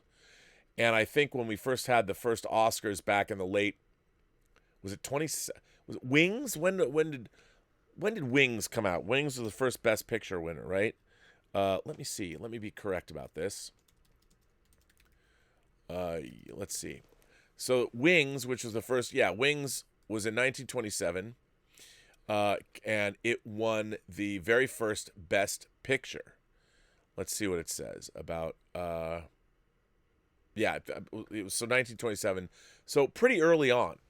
Now I think what happened was Hollywood wanted to acknowledge that when they were giving out the Academy Awards, they were just giving out the Academy Awards to American movies. Let's see when actually Best Foreign Film, first year. I don't know the answer to this. I'm just speculating now. A separate category for non-English language films was created in 1956, almost 30 years after the Oscars were being given out. So the Oscars were an American phenomenon, and I think at some point when they realized, there's a lot of good movies around the rest of the world, perhaps we should open it up to foreign countries. And I know there's rules about it has to be in English, and I've reported myself on there were certain African the entry from Nigeria was not considered a foreign film because it was in English. There's a lot of weirdness still that surround the Foreign Film Oscar, but I think the Foreign Film Oscar, I would say that yes, the reason that I think the Best International Film is important is because Americans, anytime we can get a dose of other cultures around the world, I think it's a good thing for us. Many of the cultures, you go to Europe, you get on a train, you can travel through 3 countries and speak 3 different languages in an afternoon, if that's what you want to do. We don't really have that here. The North American continent is full of mostly English speakers, unless you're going to live in part of Canada where you're speaking French. And, of course, you can go down into Central America and speak Spanish, and go down to Brazil and speak Portuguese if you want. But for the most part, America is still a pretty closed society, if you think about it. Not a lot of us have passports either. So I think it's important that we recognize great filmmaking from all around the world. I mean, certainly Sergei Eisenstein, a Russian, really came up with the 5 levels of montage. He created basically film editing, or at least codified it. And I think it's important that we have the Best Foreign Film Oscar. I think it's a good thing. Now, I agree with you. I don't think that we should make distinctions anymore about the best film of the year. But I do think we should still have the international film category, because international movies just don't get the recognition in this country that they should. And look, I grew up as a fan going to the Seattle International Film Festival when I was a kid, starting when I was 12 years old. I saw movies from all over the world. All over the world. And that was an incredible film festival. It's going strong. It's coming up in May. And I love seeing movies from all around the world, but a lot of Americans just don't. People don't like to read subtitles. I mean, we're a nation of people that won't even watch black and white movies anymore. So I think anytime we can have an international film category and recognize all of the great cinema that is being made around the world, whether it's from India, whether it's from Asian countries, whether it's from Europe, Eastern Europe, Western Europe, whether it's from Africa, there's movies that are made all over the planet, and we should recognize them. We absolutely should. And I thought this year, what a great thing to have happen that the best foreign film, best international film, won Best Picture. I love that. You know, despite the fact that the President of the United States made fun of that fact, I thought it was a triumphant moment in Oscar history and in cinema history. And Bong Joon-ho, good for him, and good for Korea. But that's, you know, I think it's important. I think it's important that we have the international films. I don't think it's too late to. I really don't think that you can ever have enough foreign cinema in the world. I really don't. I think we need more, to be honest. Yeah. This is a funny letter. I like this letter. This next letter comes from Dallas Lemons. Howdy, Viceroy. I stumbled upon a movie on Amazon I'd never heard of the other day, The Cube, directed by Vincent Natali. I'm just adding that. Who I met, by the way, when I was in Spain with my first film, the only movie I've directed, Free Enterprise. It had its world premiere at the Sitges Film Festival in Sitges, Spain.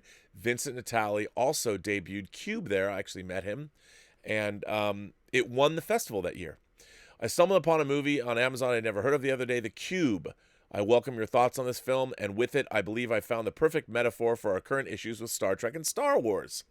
The Cube is a horror suspense film that came out in the late 90s. It takes place in a literal mystery box. The film is what you'd expect from a late 90s horror film, and it wasn't terrible by any means, but it got me thinking. The film's plot of a mystery box works perfectly because it literally is the point of the film's story. It works because we're unraveling the mystery along with the characters. It's an exciting premise because it is new as the audience. It is new to the audience because we don't know anything about the world or the universe the story takes place in. This overarching mystery box doesn't work within previously well-defined universes and characters. It's okay to have a mysterious plot, but it needs to work within the context previously laid out in the universe. So I think I found a franchise for Bad Robot to reboot, The Cube. It lends itself perfectly to their brand of storytelling because it's jarring for Jean-Luc Picard to awaken in a large square structure with no clue of how he got there. Insert an obvious Borg joke. Although there was an episode like that of Next Generation. The verisimilitude is lost when the storytellers get lazy because they reject the already painted canvas. With existing franchises, each film is an addition to the overall mural. It all has to work together. Bad Robot seems to like certain aspects of Star Trek, but then wants to do their own thing and end up drawing stick figures onto a Picasso. Dallas L. P.S. My super chat from yesterday about gravity reversing itself was a Chris Knight quote from Real Genius. You know, one of the 10 brightest minds in the country. I thought you were a fan, but you've broken my heart into a million pieces and I may never recover. Oh, you know, I can't remember. I love Real Genius, as you know. What is it? Can you nail a 6-inch spike through a board with your penis? No. Girl's got to have her standards. I know that's not the exact quote, but I love Real Genius. Real Genius is great. I'm sorry I didn't know the quote immediately. Look, for those of you who don't know, I think Cube, when I saw Cube, I saw it at Sitges. I saw it in one of the theaters there. I thought Cube was one of the most brilliant low-budget science fiction movies I've ever seen, because it was a genius use of a single set. I mean, it was a genius low-budget film conceit, and I completely agree with you. The problem is, it also suffers from an impossible premise, because it's beautiful conceit. Basically, the conceit is a bunch of strangers that don't know each other wake up in these rooms that are just cubes, and they're full of traps that will eviscerate you, as you see in the beginning of the movie. And then as you find out that one cube is connected, each cube is connected to the next room that's also a cube, and they're really in a giant, impossibly huge cube, and it's supposedly some kind of a test or whatever. And the thing is, the movie is really good. I can't recommend it enough because it's so interesting. But then you get to the end when you want to get answers and you don't. And then they made Cube 2, and Cube 2 Hypercube, and then Cube 0. And I think you're right. I mean, but it literally is a mystery box, and they don't do a very good job. They don't answer the question, which is maybe par for the course for them. But yeah, I think that's a great funny idea. I think it's very funny. That is very funny. Bunyan Snipe sent in a super chat and said, "You should go to the Cinema Museum in London in April. It used the it used the workhouse. Oh, it used to be the workhouse where Charlie Chaplin spent his childhood. Look, I would love nothing better. I still want to go to London to go see No Time to Die, but work is intruding. I think instead I've got work I have to do, but also CinemaCon is that same time. CinemaCon that I am going to with John Campia, and I had forgotten about that, and that's ultimately where we are going to be. And unfortunately, I can't afford, with Elizabeth going back to grad school at she's at Pasadena's Arts Center. I don't have time. I can't be spending money. I've got to be making money while she's putting herself through school to get her master's. So I'm very bummed about that, especially because my hype level for No Time to Die. I mean, I don't know if you saw that Cary Fukunaga video about his philosophy of Bond. Go watch it. It's so good. The movie. News today. I don't know if you saw it, as reported. The running time for No Time to Die is 163 minutes, making it the longest James Bond film of all.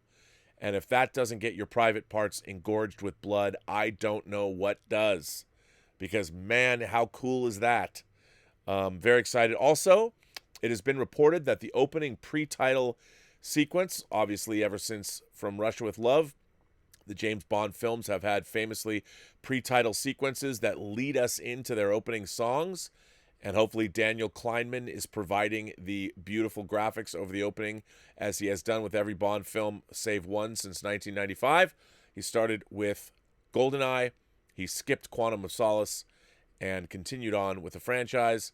But the opening teaser, or the pre-title sequence in this Bond film, is apparently 20 minutes long, making it the longest Bond pre-title sequence after Twine, after The World Is Not Enough, which was a 14-minute sequence, and one of my favorite, actually, opening sequences in any Bond film, in The World Is Not Enough. By the way, for those of you who like The World Is Not Enough, which I think is a very respectable Bond movie, Michael Choate wrote one of his interview series, his retrospective series on The World Is Not Enough, and it's on Bill Hunt's The Digital Bits website. And I would suggest everybody go and read it. I read that today after I got off the camping show. It's definitely something that you need to check out. This next one comes from a man, Calvin Bowles in Oregon, and he's got his son, of course, but he has written a letter about The Empire Strikes Back. He says, because this year is the 40th anniversary of Star Wars Episode 5, The Empire Strikes Back, I thought I would tell you about my memory of seeing it the first time. I remember I was so excited to see this film, I went to the Cine Capri in Phoenix to see it. Back then, you couldn't buy tickets in advance, so I went the night before to spend the night on the street to see it, and so did I. Greg Smith and I once, not when it first came out, Greg Smith and I, our moderator, Greg Smith and I, slept on a sidewalk to watch all 3 Star Wars movies, the first time they were ever in a theater in 1985, so I know what it's like. I went the night before to spend the night on the street to see it, and believe it or not, even though I spent the night waiting in line, I still did not get in until the second showing. Oh my God, I would have killed myself if that happened to me. When I saw the film, I loved it a lot until we came to the end. People who watch these films for the first time on home video would not understand. The way the film ended with Lando and Chewie off to rescue Han, at the time you felt like it would be the big rescue scene, but instead it's the closing credits. I remember being mad. I would have to wait 3 years to find out.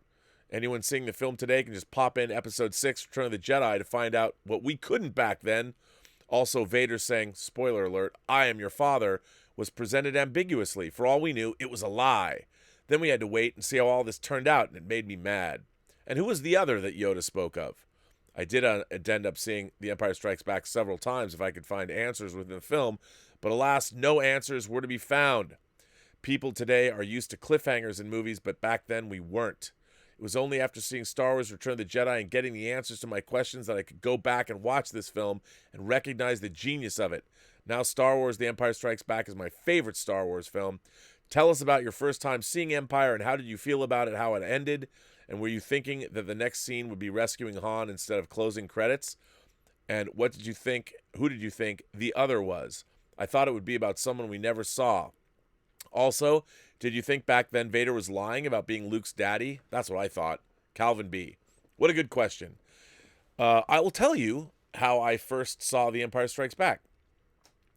I went to a special screening, the Seattle International Film Festival, after I turned 13, right after my bar mitzvah. They had a screening of Empire before it opened publicly. And they had 4 screenings. One was a midnight screening, then there was a 3 a.m. screening, a 6 a.m. screening, and a 9 a.m. screening. And I begged. I mean, my parents were not going to let me go to downtown Seattle at 13, even though I was a newly minted man, and see The Empire Strikes Back. Not until 9 a.m. So I got special tickets for myself and my friend Jolie Von Seur, who's like my sister / love interest for a while. She's still great, Jolie. So if you are watching this, shout out to you. But I got tickets. I even wore a Darth Vader helmet, a Don Post Studios Darth Vader helmet on. Not a full costume. I didn't have the full cosplay, but I was the shortest Darth Vader anyone ever saw on a city bus, let me tell you. So I did take the bus to downtown Seattle because I was a very avid public transportation user at 13. I had been since I was 10, thanks to my friend Jeff Swafford. Shouts out to you, Jeff, if you're watching. He lives with his husband here in L.A., and he just celebrated a birthday, by the way. So I had tickets going downtown, and I saw the 9 a.m. show that the Seattle International Film Festival put on, and that was the first time I saw Empire. And first of all, my mind was blown, absolutely blown. I could not believe. Now, I had, full disclosure, I'm not proud of this, but I'm going to tell you the truth. I had read Don Glut's book. I'd read his novelization of The Empire Strikes Back before I saw the movie. I know. Terrible. It's terrible. So I already knew what was in the book. But again, even in the book, I didn't know, and I knew the cliffhanger. I knew what was going to happen at the end. So it didn't surprise me, but I had already come to terms with it. So, as everyone knows, famously, I then saw it 25 more times the summer of 1980, always at the UA 150 Theater. Yeah, loved it. And I love The Empire Strikes Back, but it's interesting. When Luke's X-Wing is taking off and Yoda looks up and Ben Kenobi says, "That boy is our last hope." And Yoda says, "No, there is another." You know, it was like, okay. What I thought was so significant about that is Kenobi didn't know who Yoda was talking about. Didn't know. Which leads me to believe that even then, just like, they made that shit up as they went along. They didn't know Luke, and obviously from Empire, when they made Empire Strikes Back, Han Solo was Leia's love interest, but Luke was still going to compete for her affections. They didn't know Leia was Luke's sister. George Lucas didn't know. Irving Kershner didn't know. Clearly, the way Leia lays the smack down on Luke. And I know they didn't know. and they just left themselves an out, which was, I thought, smart storytelling. But I too, Calvin, I too thought they were going to introduce somebody new that we didn't know, that we were going to meet a new character. We met Lando Calrissian in Empire, so I thought in Jedi, the next movie, we would meet another new character that we didn't know. And I think that that was one of the great mistakes that was made, that George Lucas made, was not bringing us a new character in Jedi. That's one of the reasons Jedi was such a huge disappointment to me, because they just made the galaxy when Luke figures out that Leia is his sister when he's visiting Yoda, or Ben, your insight does you well. I hated that. I hated that Leia was Luke's sister. That made no sense to me, and that was part of the reason I did not like Return of the Jedi. So there you go. I don't know what that says. I don't know what that means, but yeah, that's how I feel about it. But I did see it 26 times, and it's still, I think, the best Star Wars movie. Star Wars and Empire, pretty much. That's where the real Star Wars franchise is. Star Wars and Empire for me. Everything else is somewhere else. But, Sam O'Neill sent in a super chat and says, from John's show earlier, we need another Smallville, Rob. No ifs or buts. I grew up with my parents watching it, and it's my very first TV memory. But Sam, then why do we need another one? We had 10 years of Smallville. And since the creation of television, let's just round it up to say 1950. That means TV's only been around for 70 years, and Smallville has a big percentage chunk of how long it was on TV during the entire existence. Smallville was on TV more than 10% of the time television has existed on the planet Earth. Do we need another Smallville show? I don't know if we do. I mean, I understand your passion, because it's a favorite show of yours, but I don't necessarily think we need it, do we? I mean, maybe we do. I don't know. But I will defer to you. If you want a Smallville show, then by God, I hope we get one. I would like to see, if they did it, I don't know. Maybe we'll have like I said, Smallville flashbacks in the new Superman and Lois show. Attic Hatch Sound sends in a tip and said, yep, I yelled "The Empire eats Bucks" after the first showing of episode 5 at the theater. I was so pissed at the dark turn and the cliffhanger. Now it's my favorite. Oh man, I loved it. I did. I mean, I loved it. I thought it was great. It didn't bother me that it was dark. It really didn't. I thought it was good. I liked it. Let's see. Let's see. What more? I don't know if I've read this before. I don't think I've read this letter before. This letter comes from... Oh, no, I have read this before. Never mind. I won't get into it. I did read that before. This one. I'm going to read this. This is a good one. This comes from Dean, our boy Dean Mikitich. And it refers back to The Mandalorian, so I'm going to read this. Hi, Rob and the Post-Geek Singularity. In the early days of CGI, the only film that really used them was the sci-fi and fantasy films. Well, you still had historical epics like Gladiator. But these days, with the cost of CGI coming down, more and more films tend to be using it. A great example of this is Fast and Furious 6.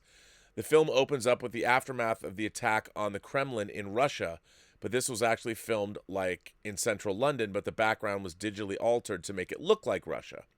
You mentioned in Robservations 341 that making a film can get expensive. Doing this sort of thing must add to the cost instead of filming on the actual location or making a location to look like the place it meant to be. They managed to do this in the days before CGI with set dressing and sticking a matte painting in the background. Why not do that again? No doubt it will eventually get to the point where it's no longer needed for a film crew to travel to a location and everything is done on set like The Mandalorian was. I hope we don't get to that point. It will be a shame to walk around London and not see a film unit on location filming. So, Rob, do you think this technology being developed for The Mandalorian, will it make location filming a thing of the past? Kind regards, Dean M. Well, first of all, I'm going to put this in the... hope you can't hear that. I'm going to put this in the live chat. There's a link to a great video that just dropped about the Lucasfilm stagecraft, and I'm going to put it here in the live chat so you can see it. It's a great video that shows it's really amazing what they have done with this new technology. The Mission Impossible movies, as we just saw, have had they were going to go to Venice, Italy, and shoot, and they've scrapped that. I think, look, as advanced as technology is getting, and as marvelous as the stagecraft technology is now, at least for the time being, nothing can replace going on location. I mean, they did. If you watch the behind the scenes of Spider-Man: Far From Home, a lot of that stuff that was shot supposedly in Venice was really shot in Atlanta. They can do amazing things now. But there are just some things that you can't fake in certain locations, no matter what you do. And I really hope that part of the great thing about movies is that I love globe-trotting adventures where whether you're going to Petra or whether you're going to central London or you're going to Venice or you're going to a fjord in Norway or you're going to Iceland, I mean, I like seeing the world. There's something to be said for that. And eventually we'll probably get to the point where you don't need to do that at all.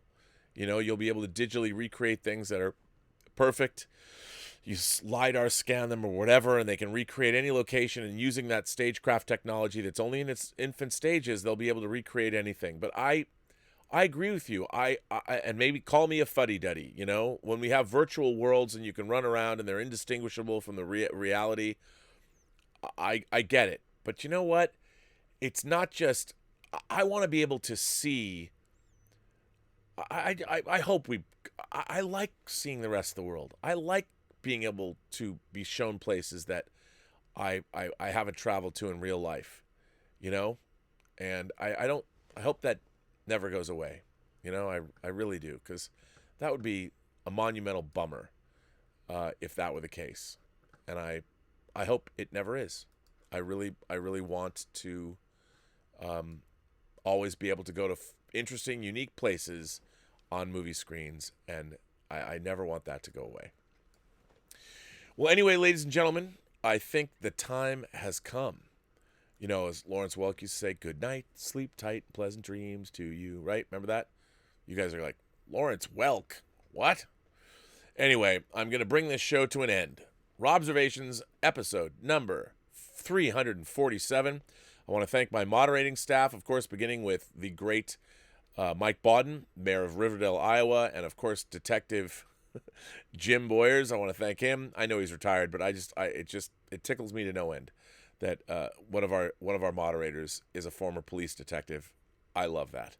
And then of course the great Greg Smith. I have not seen any video about the construction of his mythical, I'm going to call it mythical now, snow speeder that he's supposed to have for the Emerald City Comic Con. Where is it, Greg? I've had no video from you. What's up? And then, of course, we've got Louis Yu and Jordy Lyons. I want to thank my great moderating staff for making the Post-Geek Singularity and you imagination connoisseurs comfortable with the world that we live in. And I'm glad that they do what they do for this channel. But most of all, I want to thank you guys for your generous support of the channel in many different ways. Sending me letters, sending me encouragement on all forms of social media, commenting on the letters here, super chats, tips, all of those things. Thank you for that. They make this possible. And I'm trying to make some more renovations here in the old Robservatory, because I do still would love to turn this also into a show like Joe Rogan's show, where I could do deep dive interviews with people. And I want to do more, you know, like being little Kirsten Dunst in Interview with a Vampire. I want some more. And she didn't mean soup like Oliver Twist. But anyway, I want to thank you all. So remember, everybody you meet has a story to tell that you have yet to hear. All you have to do is listen. And remember, if you could, please hit thumbs up, please like, and please subscribe, because that does help the analytics for the channel. And we're growing. I want to grow it by leaps and bounds, so we get more people and we get more interaction, and I get to hear more people's stories. So anyway, remember, as I will say, as always, as Robservations, the show about something, comes to an end, Robservations episode number 347. I can't believe we're at 347. It just seemed like I was at 300. Amazing. But I want to thank you, and as always, I will say, have a better day.